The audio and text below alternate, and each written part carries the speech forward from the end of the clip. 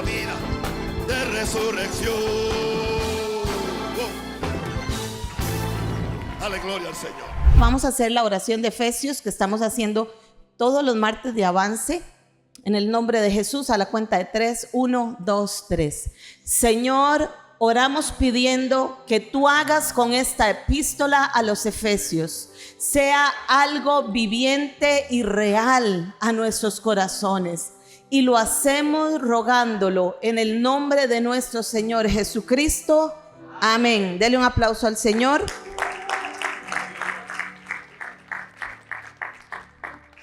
Y bueno, aquí estamos. ¿Quiénes han venido desde que empezó la enseñanza a los Efesios? Gloria a Dios. Démosle un aplauso a esas personas. Usted mismo apláudase, porque usted ha escogido la mejor parte. Ha estado aquí en todas las enseñanzas. Y mire, el propósito de estas noches de avance es que nuestro entendimiento se vaya renovando. Porque ¿qué es lo que renueva el entendimiento de una persona? La palabra de Dios. Entonces, cuando nos exponemos a la palabra, esos pensamientos de duda, esos pensamientos de pequeñez, esos pensamientos de pecado, esos pensamientos de incredulidad, todos esos pensamientos comienzan a ser renovados, comienzan a ser transformados por la palabra.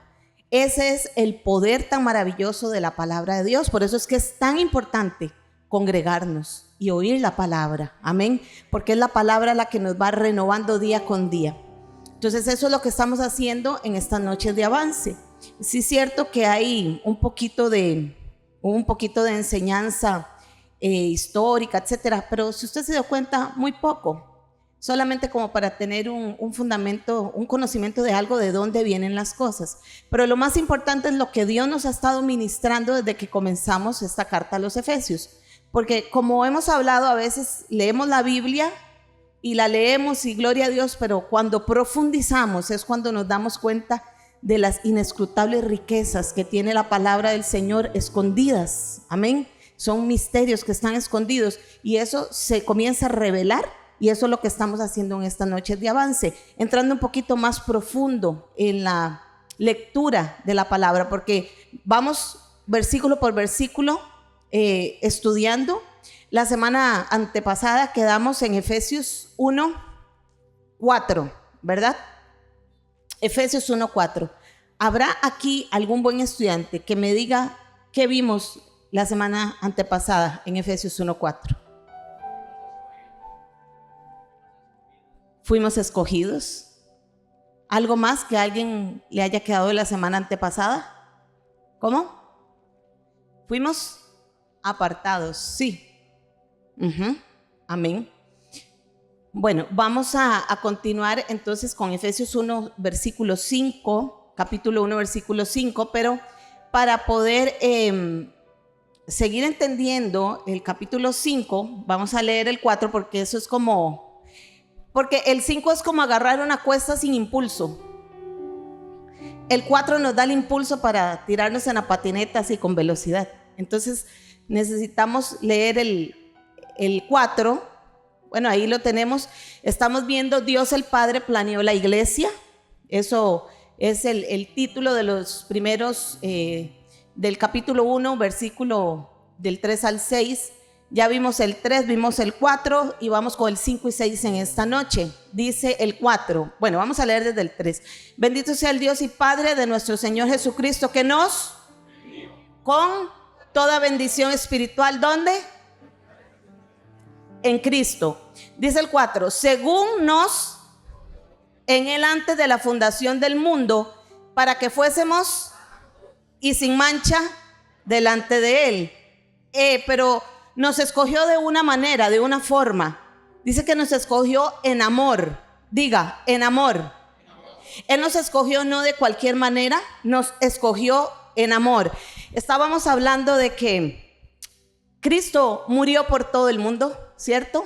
Hablamos de que Cristo murió por toda la humanidad. Y esos elegidos son aquellos que han decidido obedecer o atender a esa voz de Dios. Y Dios ha destinado a hacerles santos y fieles, santos y sin mancha, perdón. Santo, recuerda que era la palabra santo, era apartado.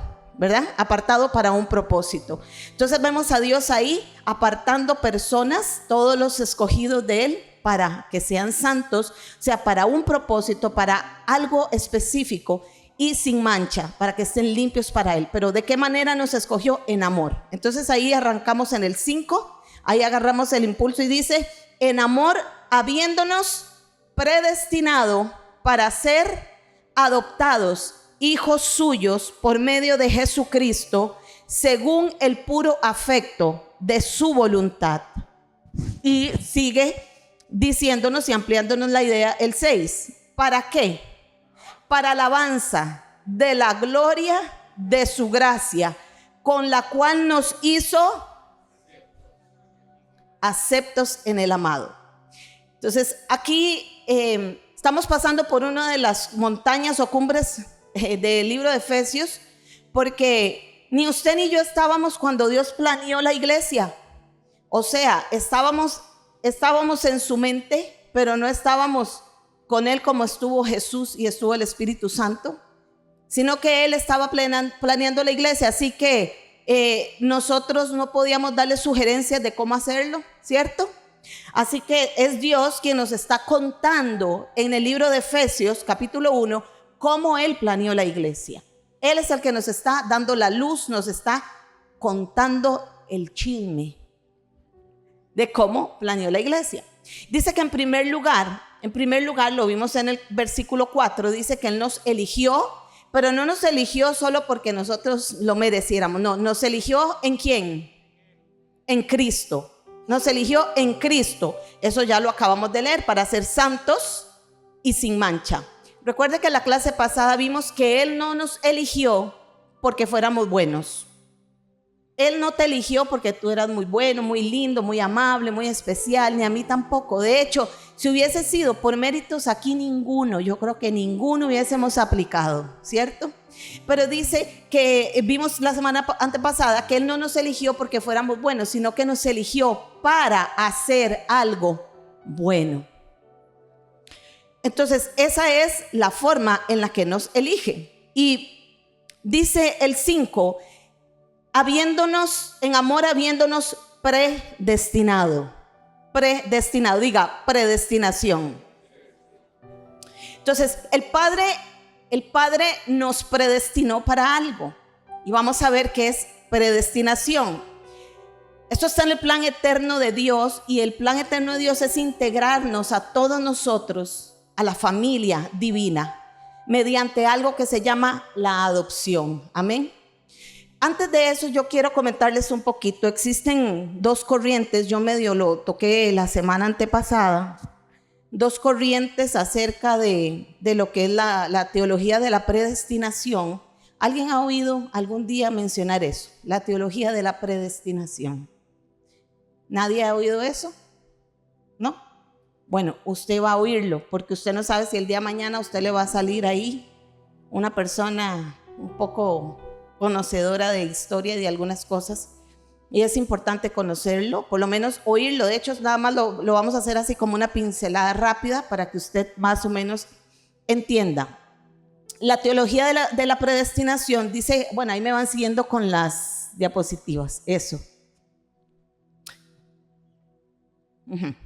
La teología de la predestinación dice que busca explicar la relación entre la soberanía de Dios y la libertad humana en la salvación, generando distintos enfoques dentro del cristianismo. Cuando hablamos de busca explicar la relación entre la soberanía de Dios y la libertad humana, busca explicar la relación entre la soberanía de Dios y el libre albedrío. ¿Ok? Eso es lo que quieren decir estos enfoques. Y hay dos que son los más importantes o los más fuertes dentro del cristianismo, y son dos. Uno es la predestinación calvinista y el otro es la predestinación arminiana. Escuche, ¿alguien ha oído hablar de Calvino o de Arminio? Bueno, Juan Calvino dice que él nació en 1509 y murió en 1564. Fue un teólogo francés que siguió mucho la reforma de Martín Lutero. ¿Sí saben quién es Martín Lutero? más o menos, ¿verdad? Ok, el reformador. Pero Juan Calvino siguió un poco siguió muy de cerca la reforma de Martín Lutero, y él sacó su teología en cuanto a la salvación y en cuanto a la predestinación. Entonces solo lo vamos a leer por encima para que usted entienda cuál es la diferencia entre una y otra. Y después usted se va a hacer su análisis, porque son fundamentos de la iglesia. Esto es fundamento de la iglesia. Dice que Juan Calvino, el enfoque principal es en la soberanía de Dios y excluye completamente el libre albedrío del hombre. ¿Eso qué quiere decir? Que los calvinistas defienden la idea de que Dios elige a algunos para ser salvos y a otros para ser condenados. Eso es la teología calvinista. Unos fueron elegidos para ser salvos y otros para ser condenados. Entonces, ¿esto qué hace? Excluye completamente el libre albedrío del hombre. Solamente lo que Dios ya predestinó es que Pepito sea salvo y Panchito ya se pierda en el infierno. Miren qué delicado, ¿ok? Yo espero que aquí no haya ninguno de esos. No, es que existen, créame que existen. Dentro del cuerpo de Cristo existe gente que tiene esta teología calvinista. Exactamente a eso vamos.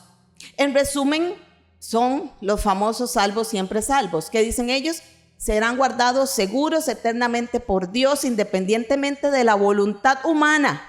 O sea, el hombre no define nada. ¿Eso qué quiere decir? ¿Qué importa cuánto esa persona le falla a Dios, peque, quiera rebelarse contra el designio de Dios, contra la voluntad de Dios? Si Dios ya me escogió, ¿qué importa? Yo sé que un día yo voy a ir al cielo. Hay que tener cuidado. Es muy delicado. Y de hecho esto que estoy hablando es algo maduro. Y necesito que ustedes lo entiendan con el espíritu. Amén. Porque si alguien dice, gloria a Dios, agarró mala enseñanza y dice, gloria a Dios por Juan Calvino, me voy con esa enseñanza a pecar, a los bares, a beber, a todo. Entonces hay que tener mucho cuidado. Ellos, ¿qué dicen? No importa, ya Dios me eligió. Punto. Es la soberanía de Dios impuesta sobre el libre albedrío del hombre. Entonces, ¿qué quería decir Juan Calvino con esto? En mis términos y en sus términos lo podemos entender de que entonces, si esto es así, Cristo solamente murió por unos. Y créame que Juan Calvino tenía versículos para probarlo. Hay cosas muy buenas dentro de la teología calvinista, pero hay otras que hay que tener mucho cuidado, como esto. Entonces, hay que analizarlo. Ahora, existe la segunda teología de la predestinación, que es la predestinación arminiana. Jacobo Arminio era un teólogo neerlandés que nació en 1560. Si usted ve, Juan Calvino murió en 1564, o sea, que Arminio tenía 4 añitos cuando Juan Calvino murió, pero Dios ya venía levantando otro hombre con una mentalidad diferente también. Dice que él estuvo hasta 1609. ¿Y qué hizo Arminio? Arminio desafió completamente la predestinación calvinista. Porque el calvinismo era lo que gobernaba, dominaba en esa época. Entonces imagínense lo fuerte que fue para Jacobo Arminio levantarse en ese tiempo donde todo el mundo creía en la teología calvinista. Todo el mundo creía en el salvo siempre salvo, no importa. No, usted salada, usted está condenada. Ya ni haga nada, ni ore, ni pida, ni nada. Vaya peque, porque la verdad es que igual se va para el infierno. ¿Ok? Entonces, imagínense lo que tuvo que combatir Jacobo Arminio cuando tuvo que enfrentar esa teología calvinista en ese tiempo. ¿Cuál es la teología de la predestinación arminiana? Dice que se enfoca en el libre albedrío del hombre, pero también incluye la soberanía de Dios, pero de forma limitada. Si ustedes se acuerdan, la semana antepasada yo le hablé de aquel joven que llegó a una iglesia y Y el ujier le dijo que qué había hecho. Él le dijo, bueno, yo hice mi parte y Dios hizo la de él. ¿Y cuál fue tu parte? Pecar. ¿Se acuerdan? Pecar, y la de Dios salvarme. Entonces, los arminianos se enfocan en el libre albedrío del hombre, no excluyen el libre albedrío, pero también incluyen la soberanía de Dios de forma limitada. Dice que enfatiza la responsabilidad humana. Hay una responsabilidad humana en la salvación. La gracia es esencial, diga esencial. Definitivamente, porque sin gracia usted y yo no seríamos salvos. Entonces dice que la gracia es esencial, pero cada persona acepta o rechaza esa gracia. Dios determinó desde antes de la fundación del mundo salvar a los que crean en Cristo y perseveren en la fe hasta el final. La redención, decía Arminio, es para todos, pero solo los que crean y se apropian de ella lo logran. La victoria sobre el pecado se hará disponible a todos aquellos que son colaboradores de Cristo en la fe. Verdaderos creyentes son vencedores. Eso es una verdad. Y Arminio también decía, Cristo murió por todos los hombres, no solo por los elegidos. Entonces, ¿qué es lo que pasa? ¿Por qué les hablo sobre esta teología de la predestinación? Porque hay muchas personas o muchas corrientes que toman estos versículos bíblicos para decir, yo ya soy salvo, yo ya no tengo que hacer nada, yo ya fui elegido, yo ya, etcétera. Hay personas que sacan textos fuera de contexto, porque en realidad yo les estoy tocando esto para que lo conozcan, pero en sí, Efesios 1, 4, 5 no nos está hablando acerca exactamente de este tipo de predestinación. De hecho, por el libro de Romanos 8, por ahí, habla un poquito más, pero es importante que lo sepan para cuando lean Romanos, ustedes se acuerden, esto. También cuando ustedes escuchan un predicador, ustedes tienen que darse cuenta por dónde ese predicador está yéndose. Si está yendo por una línea donde usted tiene que decir, cuidado, mejor apago esto antes de caer en un espíritu de error y de engaño, ¿verdad? Ahora, yo no estoy demonizando a Juan Calvino, porque repito, él tiene muchas cosas muy buenas dentro de su teología, pero usted decide. De hecho, Jacobo Arminio, el pentecostalismo y la reforma tienen muchísimo del arminianismo dentro de sus creencias, ¿verdad que sí? Entonces lo dejo a su escrutinio. Esas son las dos teologías que se mueven acerca de la salvación. Ahora sí, vámonos aquí. Habiendo dicho esto, la palabra predestinó en griego es prorizo, que es un verbo compuesto, orizo. Pro es antes y prorizo es determinar de antemano. Determinar de antemano es lo que literalmente dice esto. Determinar y antes determinar de antemano. Entonces, cuando la palabra habla de predestinar o de predestinación en Efesios 1:5, nos está hablando de una predeterminación, o sea, de una determinación de antemano anticipada. ¿De acuerdo? ¿Estamos de acuerdo? Entonces, por lo que ese versículo 5 de Primera de Efesios refiere a señalar la determinación anticipada de Dios. ¿De qué? De que no de salvar como lo vimos en estas dos corrientes, sino de adoptar a los creyentes como hijos con todos los privilegios y derechos que eso conlleva. No es cuestiones de predeterminar quiénes serían salvos y quiénes condenados. De hecho, usted y yo eso no lo sabemos. Por eso usted y yo nunca le podemos decir a nadie, este sí es salvo. No, este es un diablo, se va a ir para el infierno. ¿Sabe que nos podemos llevar muchas sorpresas? Como aquel ladrón que estuvo a la par de Jesús. Toda su vida fue malvado. Y en los últimos segundos de su vida, la gracia que estaba a la par de él se extendió. Y Jesús le dijo, hoy mismo, no es mañana ni cuando yo venga otra vez a la tierra, hoy mismo estarás conmigo en el paraíso. Entonces no nos corresponde a nosotros determinar quién es salvo y quién no. Amén. Pero cuando hablamos sobre este versículo, no estamos hablando sobre esa determinación, sino la predeterminación de que Dios nos quiere como hijos suyos. 2 Corintios 5:14 dice, sea de una forma o de otra, el amor de Cristo nos controla. Creo que está en Nueva Traducción Viviente. Sea de una forma u otra, el amor de Cristo nos controla. La Valera dice nos constriñe, o sea, nos aprieta, nos estruja. Ya que creemos que Cristo murió por los elegidos. ¿Por quiénes? Ahí en esos todos entrará tus hijos. Ahí en esos todos entrará tu mamá, tu papá, tu familia, ese compañero, ese violador, ese asesino. Todos. También creemos que todos hemos muerto en nuestra vida antigua, pero Cristo murió por todos.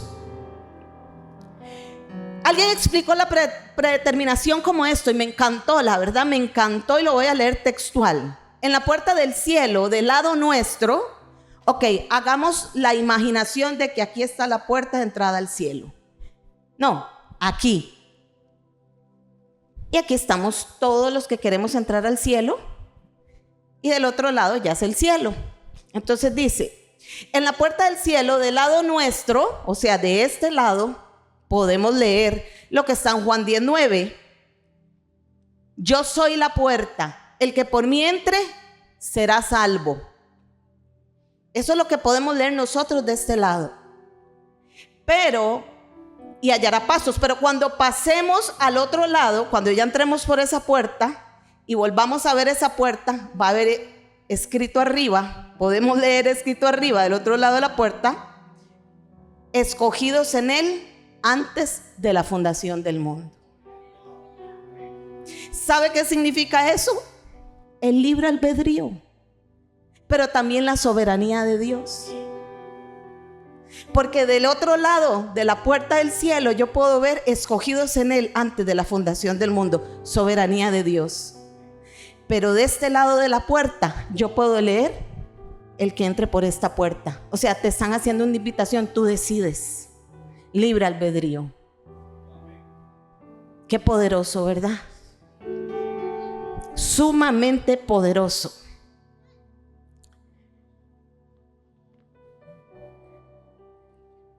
No podemos repetir con la suficiente frecuencia que la elección consiste en que Dios nos eligió en Cristo. ¿Nos lo podemos repetir? Y enfatizamos nuevamente que los hombres no se pierden porque hayan sido elegidos. No se pierden porque hayan sido elegidos o no. Simplemente la gente se pierde. ¿Por qué? Porque son pecadores. Amén. Alguien dice, de ahí no, se perdió, ya estaba para eso. No. Se perdió porque esa persona eligió perderse. Amén. La voluntad libre del ser humano no es violada a causa de la elección de Dios. Dios nunca va a violar tu voluntad. Nunca. Ni la de ningún pecador que está allá afuera. Él nos persigue, Él nos busca, Él nos ama, Él quiere, Él toca la puerta y nosotros decidimos si le damos entrada o no. Amén.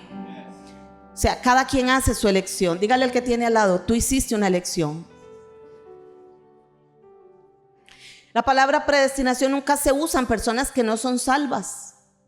Esta palabra de Efesios, porque pueden haber diferentes enfoques de la palabra predestinación, pero la que estamos estudiando de Efesios 1:5 hace referencia exactamente a eso, a que nosotros esa palabra no hace referencia a personas que no son salvas, sino a personas que son salvas, porque Dios nunca predestinó a nadie para que se pierda.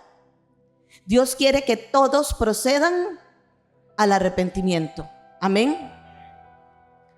Si usted se pierde es porque ha rechazado el remedio. Esto es como una persona que está enferma, está en etapa terminal y el doctor le dice, mira, aquí tengo la cura para tu etapa terminal. y esa persona se quede viendo el paquete de pastillas y diga, como yo no creo, la verdad. Esa persona decide no tomar el remedio, se muere, y lo que se va a decir es, tuvo la oportunidad de ser sano, pero no lo quiso. Ahí estaba el remedio, pero no lo quiso tomar. Ahí estaba la cura, pero la rechazó. Eso es exactamente el reino de Dios. Está ahí la cura. Nosotros decidimos si tomamos la pastilla para ser sanos, salvos, libres. Amén. Así que cada uno de nosotros decidimos. Es que esto es lo que hace referencia a Efesios. Yo no, en este versículo no puedo hablar de otra cosa más, sino de eso, para que profundicemos en lo que es la predestinación y de qué nos está hablando. Dios ha provisto ese remedio ahora. Repetimos, Dios nunca ha predestinado a nadie para que se pierda. A nadie. Amén. Ahorita mismo veníamos hablando en el carro de un muchacho que tuvo un accidente de moto y cayó por allá, encumbrado. No murió. Causalidades de Dios.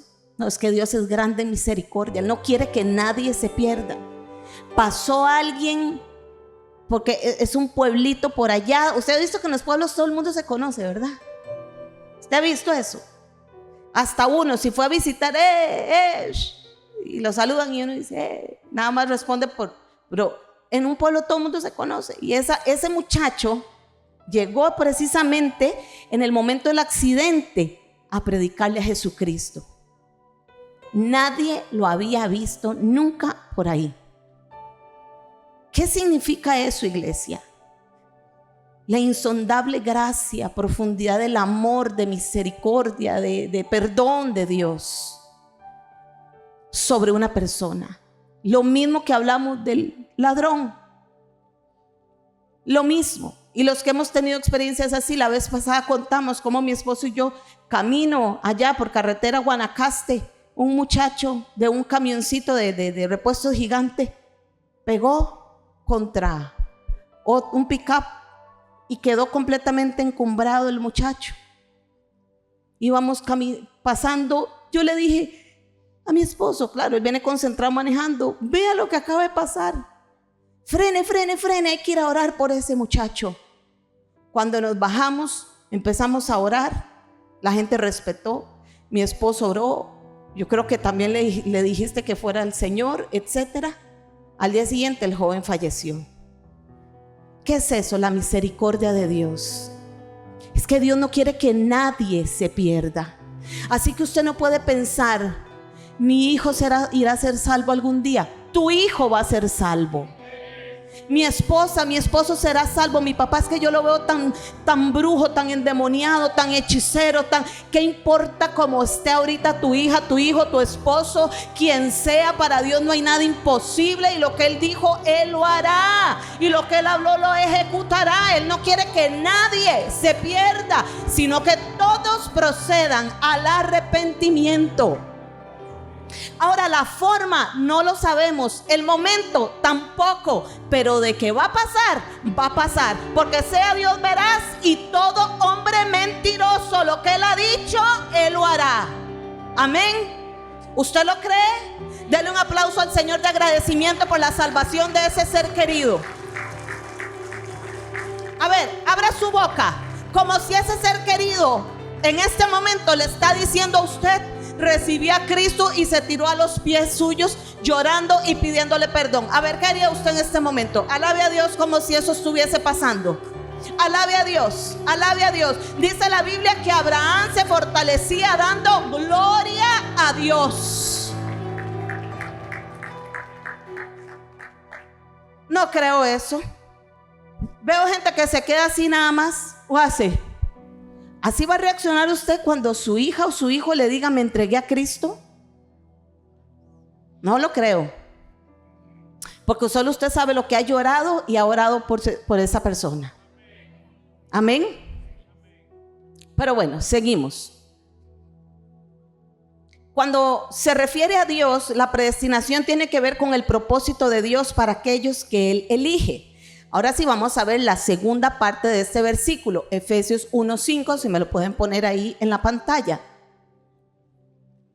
Dice que en amor, habiéndonos predestinado, ¿para qué? ¿Para qué? Él nos elige con un propósito, nos predestinó para algo. O sea, nos determinó de antemano para algo. Para ser adoptados hijos suyos por medio de Jesucristo. En tercer lugar, Él nos adoptó como hijos. Diga, yo fui adoptada como hijo. Yo fui adoptado como hijo. El propósito de Dios fue adoptarte por medio de Cristo. Amén. ¿De qué manera? Con el nuevo nacimiento. ¿Cuántos aquí han nacido de nuevo? Pues usted fue adoptado.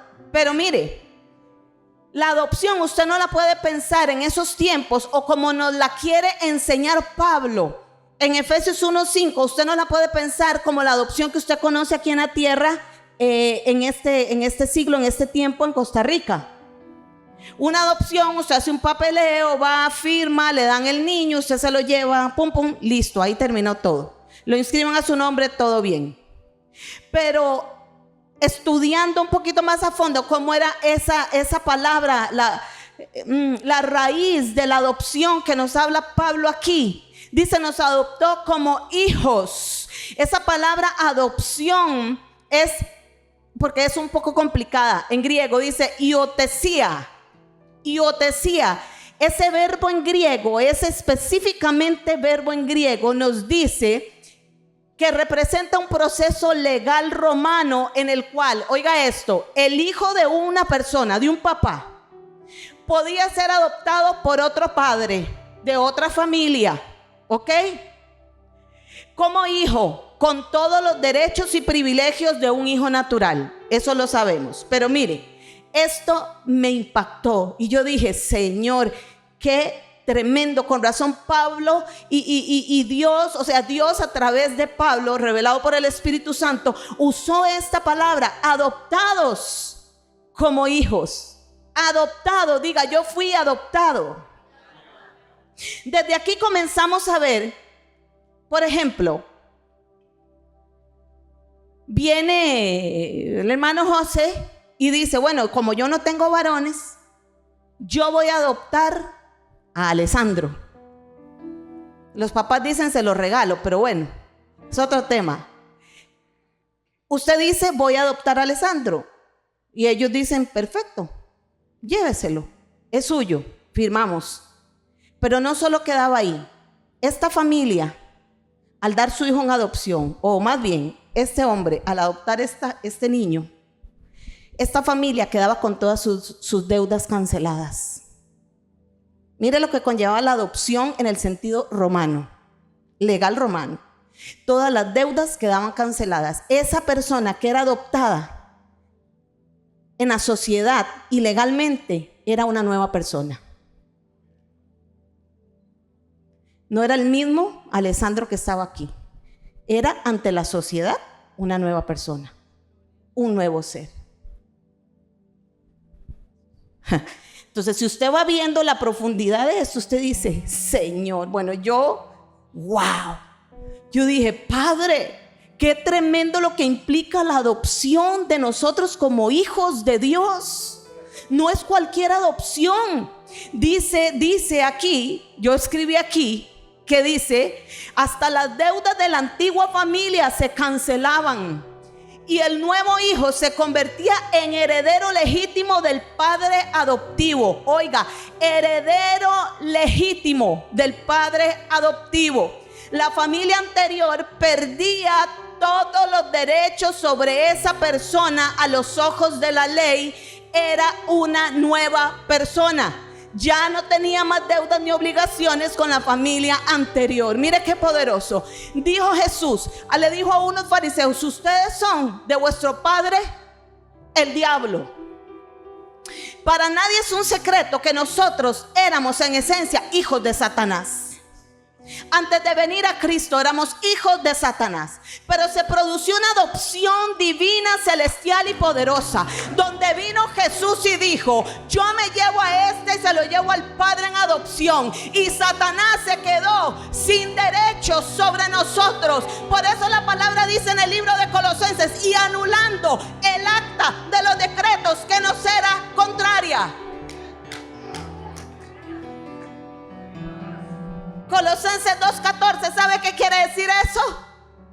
Que toda esa deuda que usted y yo cargábamos cuando éramos hijos de Satanás, al ser adoptados como hijos de un nuevo Padre, con todos los derechos y privilegios legítimos como un hijo más, como uno de Israel, y toda esa deuda fue cancelada. Jesús dijo: pago está. Pago está.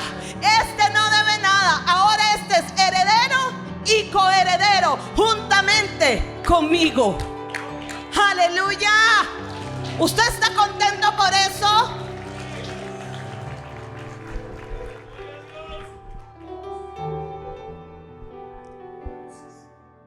Qué tremendo entender esto. Por eso es que esto, cuando usted dice: Señor, soy tu hijo, usted ya de aquí en adelante no puede pensarlo como cualquier cosa. Usted es hijo con todos los derechos y privilegios, como un hijo natural. Entonces, cuando entendemos esto por revelación del Espíritu Santo, a quien yo le oro que todos los que están aquí lo puedan entender con la mente de Jesucristo. Cuando entendemos eso, tenemos que dejar de andar arrastrando la chancleta. Tenemos que dejar de andar dando lástima, que todo el mundo, dándole pena a todo el mundo, pidiendo que alguien nos dé una limosnita. Yo reprendo al diablo. ¿Usted cree que el hijo de un rey terrenal va a andar mendigando un poco de algo que alguien le dé? Y si somos hijos herederos, usted lo que tiene que hacer, yo lo que tengo que hacer es arrebatar, es tomar mi herencia.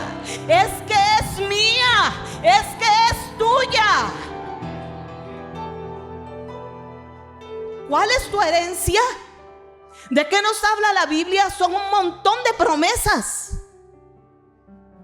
Somos salvos, somos sanos. Señor, por favor, sáname. Tenemos que salir de esas oraciones. Señor, por favor, sáname. Y Dios dice: pero yo ya te sané.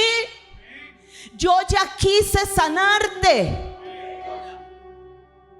Si algo yo estoy segura es que cuando en mi vida no se ha dado un milagro de sanidad, no es por causa de Dios, es mi fe. Diga: mi fe. Es mi fe la que no ha estado lo suficientemente al nivel que Dios necesita. Quizá necesita una fe pequeña, como dice la Biblia, pero ni siquiera esa fe pequeña hemos podido activar para arrebatar. Iglesia, tenemos que pasar, como dijo el líder Ricardo el jueves, pasar de estar tomándonos pena por todo lo que el diablo está haciendo con nosotros, al otro lado, al lado donde nosotros somos más que vencedores, al lado donde nosotros somos herederos, al lado donde nosotros no podemos dejarnos que el enemigo nos arrebate lo que ya Dios dijo que es mío. Somos herederos. Ahora que fuimos adoptados como hijos suyos, somos nuevas personas. Por eso dice que somos nuevas criaturas. Las cosas viejas pasaron y todas son hechas nuevas, porque hemos sido adoptados en Cristo Jesús. Aleluya. Si a usted no lo emociona esto, vea, yo no sé qué lo emociona. Es que esto, iglesia, esto es el mensaje central del evangelio. El mensaje central del evangelio no es una casa nueva, no es un carro nuevo, no es dinero en el banco. Eso va a pasar por causa de esto primero. El mensaje central del evangelio no es ven a Cristo y todos tus problemas se solucionarán. Y cuando la gente viene se le pone peor la cosa. Y entonces dicen, qué mentiroso esa persona. Me dijo que yo iba a tener solucionado mis conflictos y más bien todo se ha puesto peor. ¿A cuánto les pasó eso cuando vino el Señor? Eso sí, por un tiempo. Mientras el heredero es niño, va a sufrir cosas y no va a saber cómo pelearlas. Después comienza a crecer y comienza a vencer. Pero esto es el mensaje central. Dios, por medio de Jesucristo, nos ha liberado de ese poder, de las tinieblas, del diablo, de la deuda, de las cuentas que teníamos. Algunos tenían cartón lleno. Bingo, decía mi pastor Oscar. ¿Qué cosas no teníamos nosotros en esa acta? Si Dios nos permitiera leer el acta de los decretos que había contra nosotros, que nos era contraria, que habla el libro de Colosenses 2:14, habrían un montón de cosas: engañador, mentiroso, fornicario, adúltero, ladrón, drogadicto, asesino, violador, abusador. Wow, ¿cierto? Pero qué poderoso entender que esa adopción nos liberó y nos hizo nuevas personas. En Dios significa que Dios nos ha incorporado en su nueva familia, en su familia divina. Amén. Porque hemos creído en Cristo como el redentor de nuestras almas y podemos recibir sus herencias y sus bendiciones. Amén. Usted puede leer en su casa Romanos 8 del 15 al 17, porque ya no nos va a dar tiempo, pero lo puede leer y seguir la línea con esta palabra. Es poderoso. Dice la segunda parte de ese versículo 5: según el puro afecto de su voluntad. Es una adopción voluntaria e intencional de parte de Dios. Esto no depende del adoptado. Esto depende de Dios. Él decidió, por eso dice, nos predestinó para ser adoptados hijos suyos. O sea, Él de antemano determinó adoptarnos como sus hijos. En resumen, Efesios 1:5 nos revela el profundo amor del Padre. ¿Cuántos dan gracias al Señor por ese amor de nuestro Padre? Nos revela el profundo amor del Padre y el propósito de Dios al predestinarnos para ser adoptados como sus hijos mediante Jesucristo. Es mediante Jesucristo, no es mediante otro, es mediante Jesucristo. Dice el 6, este es más corto: para alabanza de la gloria de su gracia, con la cual nos hizo aceptos en el amado. Todo este proceso que hemos venido leyendo en los Efesios es solamente un acto de gracia de Dios. Amén. Y este proceso es para algo, es para la gloria de Dios, es para la gloria y la honra de Dios. Sabe que cuando usted ora y usted medita y usted se da cuenta, como dice ese canto: ¿y dónde estuviera si yo a ti no te tuviera? Y no sé dónde estuviera. Cuando pensamos en eso, nosotros no nos queda otra cosa más que adorar al Rey y darle gloria a Él. Porque muchos de los que están aquí no estarían vivos hoy. Estarían muertos, estarían presos, estarían destruidos. Pero hoy la gracia de Dios nos hace levantar las manos y decirle: Señor, gracias. Gracias por tu gracia. Gracias por toda esta obra. Gracias porque planeaste esto desde la eternidad pasada para mí. Todo ese plan fue hecho en base a su gracia, y el propósito es la gloria de Dios. Nos hizo aceptos en su Hijo amado. En nosotros mismos, repito, no éramos aceptables a Dios. De hecho, estábamos separados de Dios. Amén. Esto es como, usted lo puede leer, Filemón 1:17 dice que Pablo le pide a Filemón que reciba a Onésimo como a sí mismo. Mire qué lindo. Esa cartita de Filemón es demasiado preciosa porque se ve el perdón. Onésimo había sido un raterillo. ¿Alguien ha leído eso? Sí. Había sido un raterillo y entonces Filemón se había enojado. Luego Onésimo conoce a Cristo y Pablo pone su testimonio por Onésimo delante de Filemón y le ruega y le dice esto, le dice que reciba a Onésimo como si fuera el mismo Pablo.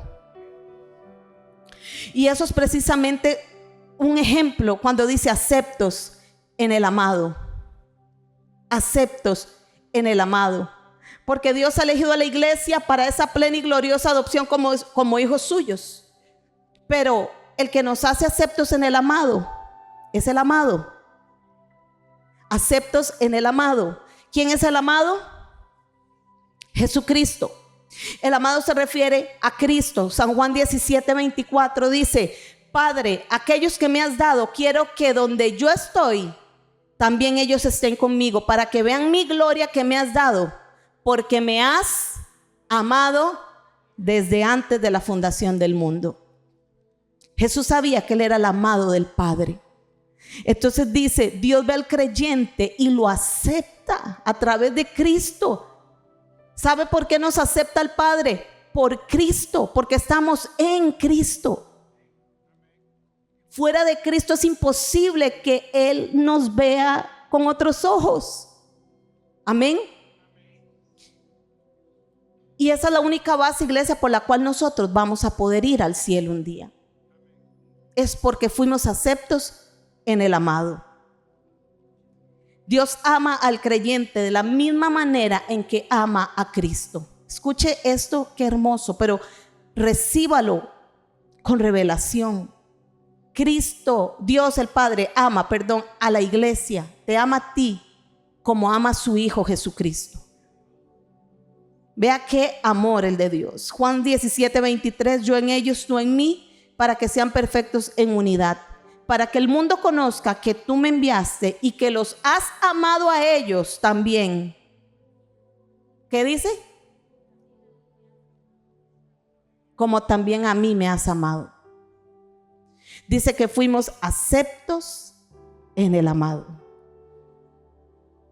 Eso quiere decir que Dios murió por toda la humanidad. Hizo una invitación a recibir el regalo de la salvación, y esos que reciben ese regalo son elegidos para algo. Son los que Dios dijo, todos los que quieran entrar a esta arca serán mis elegidos, y yo los predestino desde ya para que sean adoptados como hijos míos. Y yo los voy a recibir no por sus méritos, sino porque yo los veo a través de mi Hijo Cristo, a quien yo amo. Ese es el resumen de Efesios 1, 2 y 3. Versículos 1, 2 y 3 del capítulo 1. Amén. Así que quiero que usted entienda que el que usted esté hoy aquí en esta tierra, en este tiempo, no es definitivamente una casualidad. No es un golazo de sus papás, amén. No es un accidente biológico. No, para nada. Independiente de la situación por la cual usted llegó a este mundo. Porque quizá que haya alguna persona sentada que vino a esta tierra porque fue producto de una violación. Por eso es que ningún cristiano debe estar a favor del aborto. Escuche, iglesia, así sea por una violación. Porque ningún niño viene al mundo si no es porque Dios quiere que venga.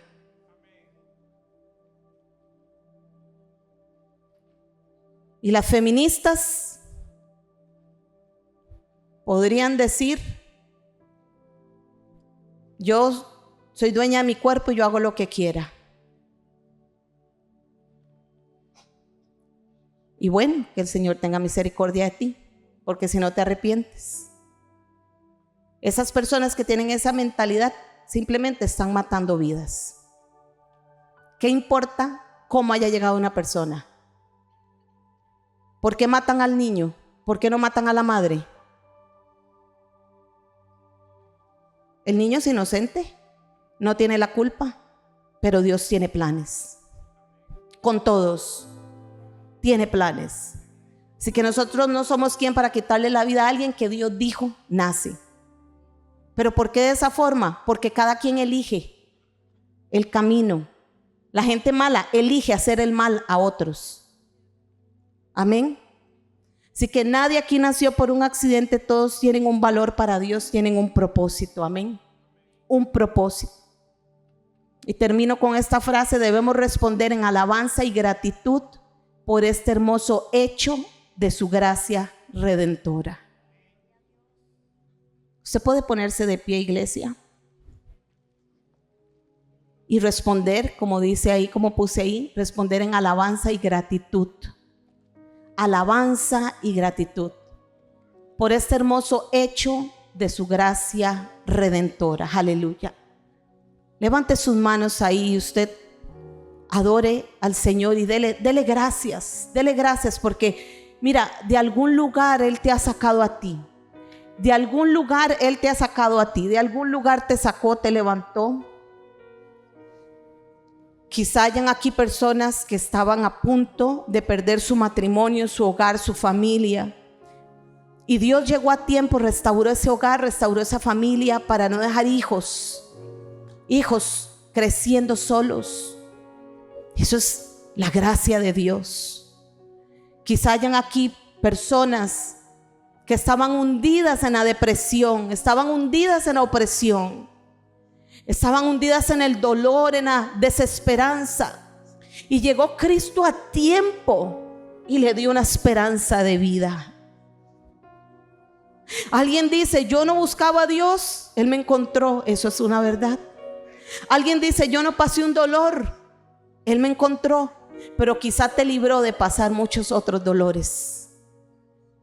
Así que yo quiero que tú pienses en eso. ¿De dónde el Señor te sacó a ti? ¿De dónde te sacó? Vamos a hacer memorias en este momento, iglesia. Memorias. ¿De dónde te sacó Jesús? ¿Cuál fue el punto central donde Él llegó a tiempo a tu vida? Llegó precisamente en el momento exacto que tú lo necesitabas. Ese día, cuando no pudiste decirle no a Él. Ay, qué lindo. Cuando Él te quebró de amor. Cuando Él te dijo: yo te amo a pesar de todas tus fallas, todos tus errores. Te amo, di mi vida por ti y te elijo. Vivo en la vida de resurrección. Dale gloria al Señor.